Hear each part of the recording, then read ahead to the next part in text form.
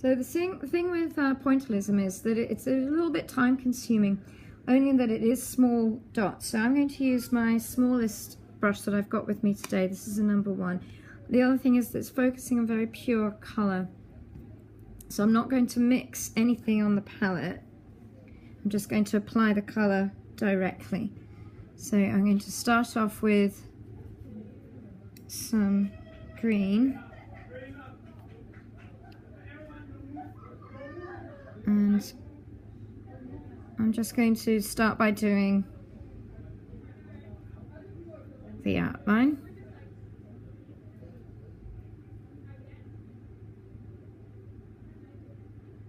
And then I can just go, and of course if you're doing dots you can use the reverse end of the brush, you get a clearer dot.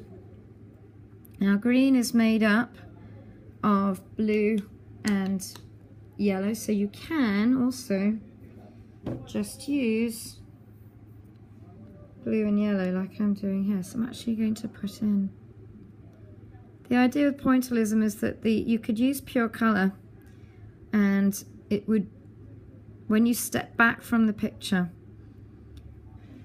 science would take over, and that your eye, your optic nerve, would blend the colours for you. So would see blue and would see yellow and would then put them together. This is, like I said, rather time consuming. What you need to be careful of is that on the first layer you don't overlap the dots, because they'll bleed and mix together. Not the end of the world, but you won't get that pointillist dotty feeling. You won't end up with that dotty technique.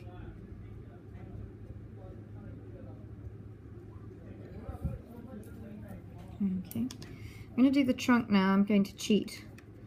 I'm going to not use necessarily pure colour, but I am still going to use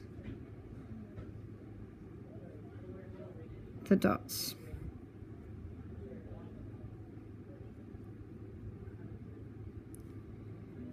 Brown is a tertiary colour. It's made up of all 3 primaries, or 1 primary and 1 secondary. So I can, if I want to make it dark, I can certainly use some blue in there. Nothing wrong with that.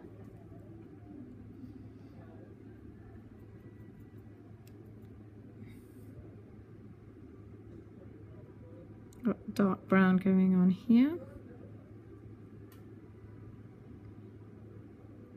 Okay, and there you have one pointillist tree. Now you can see the example I did previously has many more dots.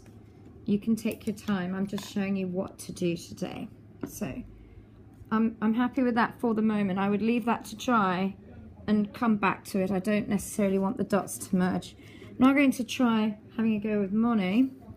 I'm just going to move myself down. So here I'm going to write Monet, and the technique is Impressionism.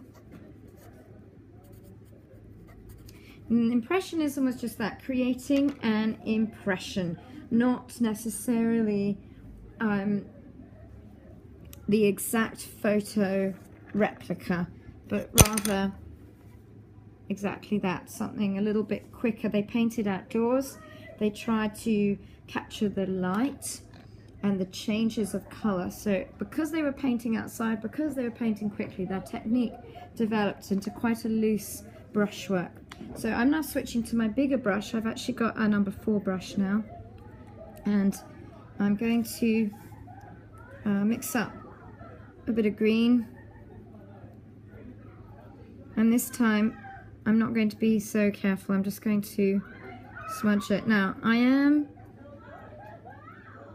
although I'm smudging the brush, I'm pressing down, I'm still being quite gentle. You don't want to damage the brush.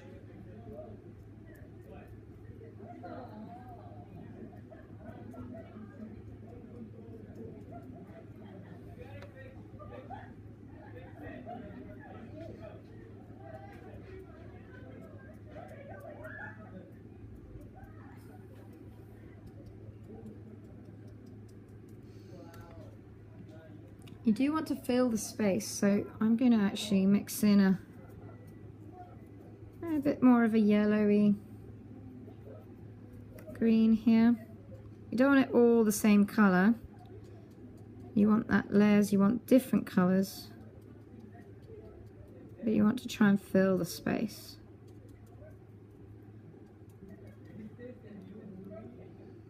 Some dark spots, some light spots.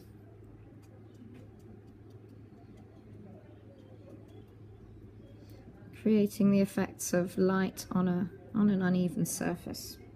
Trees are uneven. Okay. Again, this is just a demonstration, so I'm going to move on. I'm going to work onto the trunk now of the tree. Oops, that's kind of bled together a bit. That's okay. All right, get a bit of tissue and just lift some of that. I don't want a harsh line. I want something soft and gentle. Okay, so that's Monet and Impressionism. Okay, next. I'm going to do Hokusai next, because what I need to do is I need to have the block flat colour and then outline it. I can't outline it until it's dry, so I need that time. Watercolours dry fast, which is useful. Here I've also slightly drawn, because Hokusai was Japanese, I've also drawn more of a Japanese tree.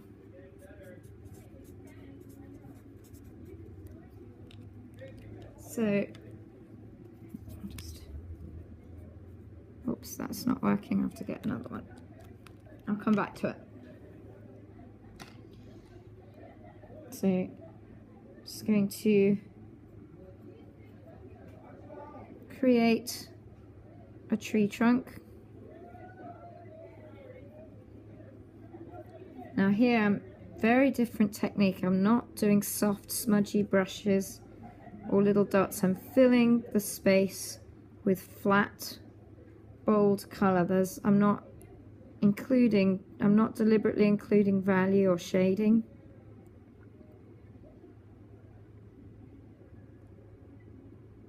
I might just leave a...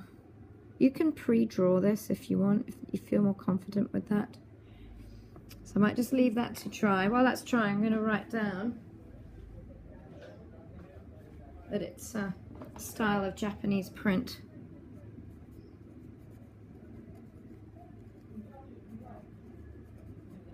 Okay. So you don't want these colours, the green and the brown, you don't want them to merge. So you know what, I'm going to come back to that. I'm going to leave that to dry. While that's happening, I might do another one. Look at the work of Tom Thompson. And he did kind of flat, bold colour as well.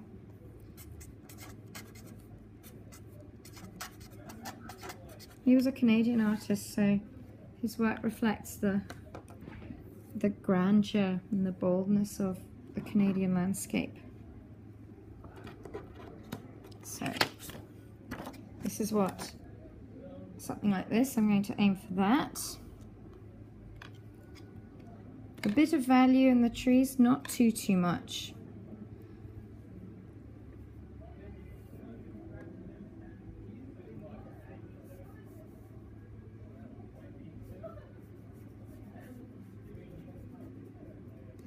The reason I just do a tree each time is that you're then just focusing on the technique rather than thinking, oh, what am I going to paint this time?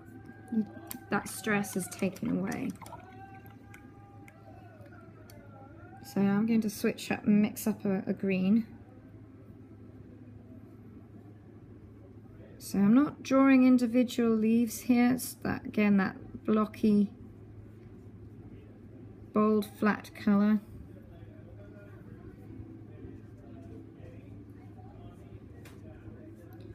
Giving the effect of the tree rather than a photorealistic tree.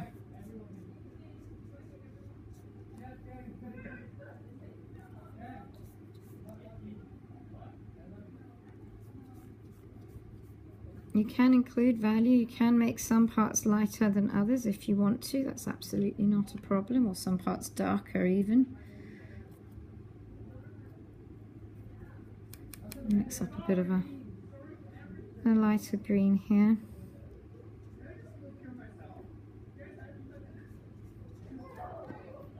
Or even a darker one.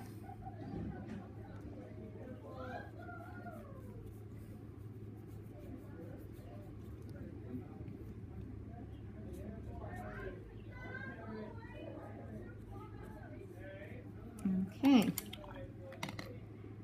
and this is actually dry. The Hokusai one's dry, so I'm just going to quickly go back to that and paint in. And paint in the top of the tree.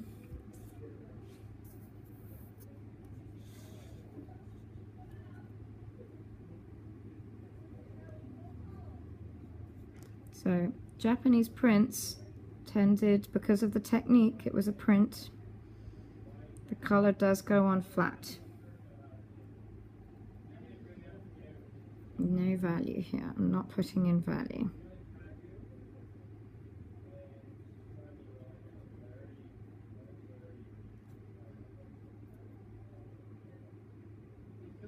It's okay if your tree doesn't look exactly like this one, it's okay. As long as it looks like a tree, that's all right.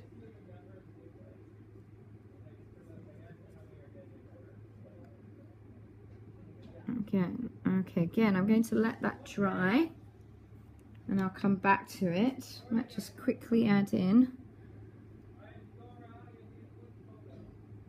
a little branch there. When that's all dry, I will go and add the black outline afterwards. So while that's drying, let's do the last one. And the last one today will be painting in the style of Van Gogh. Van Gogh had two distinctive painting styles, one using a dashed line and the other one using the swirly line. And we're going to do both. Again, bright color this time. You can use pure color because that's the big thing with Van Gogh, was making things bold and bright. You know what? Trees move in the wind. The trees move. So you're going to try and recreate that movement. So thin, curved lines, lots of movement. Switch up your colors, not all just one color.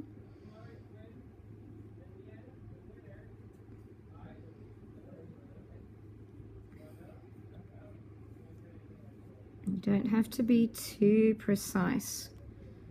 Van Gogh certainly wasn't.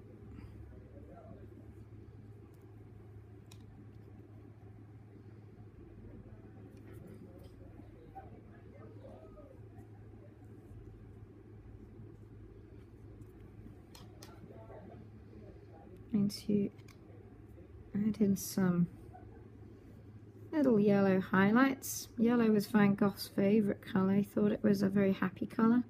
He believed that colors could be quite emotional and could reflect feelings and our emotions. I'm gonna add in a little bit of blue here as well, just gives it that vibrancy.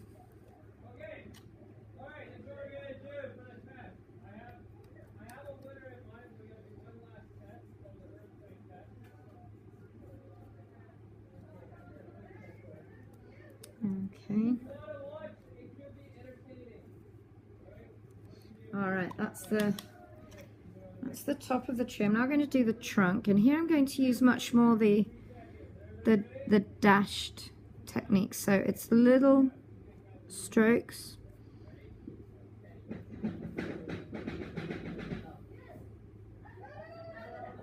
because the trunk of a tree doesn't move as much. It doesn't have those thin leaves.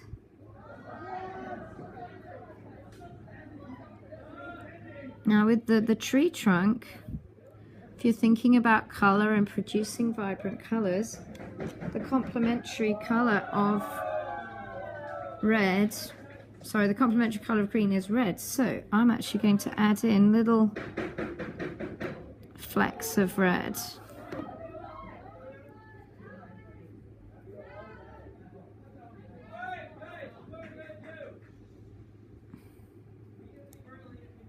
Okay, and there we go. Maybe I'll add in a bit of a lighter brown as well, if I can manage that. Oops. Okay. All right, so I've now got 1, 2, 3, 4, 5 trees. Using a black fine marker, I'm now just going to go around the outside of the hokusai.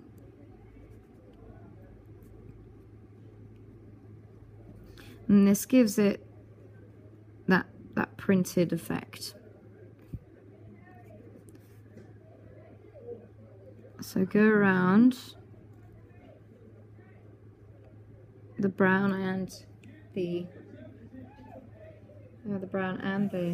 green.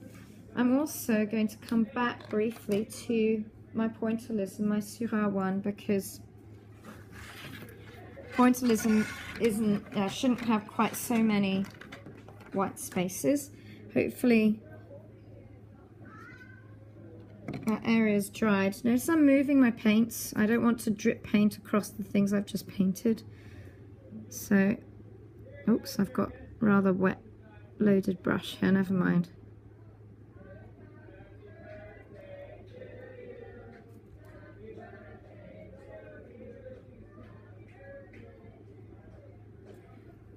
Okay, now pure color.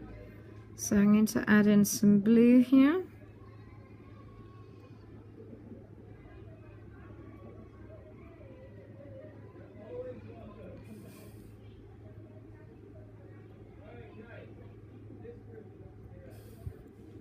And also yellow. Do clean your brush between your blue and your yellow. Scrape it off a bit.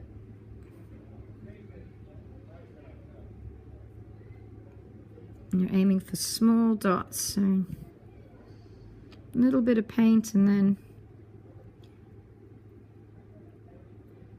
okay.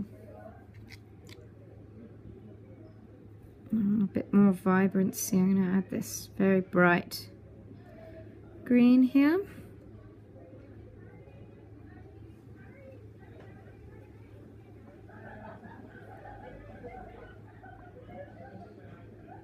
Okay. All right. I'm happy with that.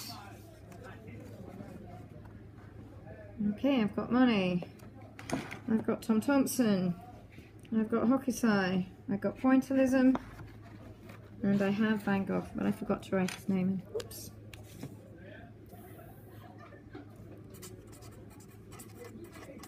Notice some just have the names. Some have an ism, an art style attached to them because they followed a particular style. Others just did their own thing. Okay, that's your trees.